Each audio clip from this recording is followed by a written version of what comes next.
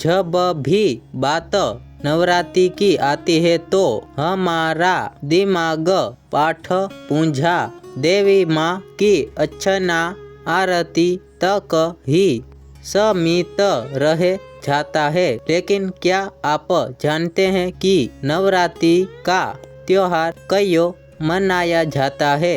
इसके क्या है सदियों से हम नवरात्रि का त्योहार मनाते आ रहे हैं, व्रत रखते आ रहे हैं। देश के अगले अगले हिस्सों में अगले अगले तरीकों से इस त्योहार को मनाया जाता है।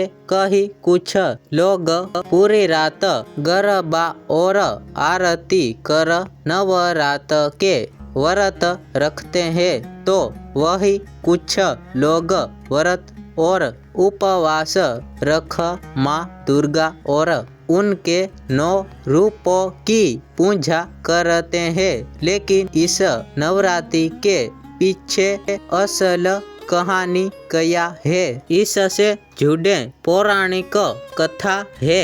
महिषासुर नाम का एक बड़ा ही शक्तिशाली राक्षस था।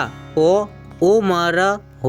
उम्र होना चाहता था और उसी ईसा के चलते उसने कठोर तपस्या की। उनकी तपस्या से सुख हुए और उसे दर्शन देकर कहा कि उसे जो भी वर चाहिए वो मांग सकते हैं। महिषासुर ने अपने लिए अमर होने का वरदान मांगा। महिषासुर की ऐसी बात सुनकर बोले, जो इस संसार में पैदा हुए उसकी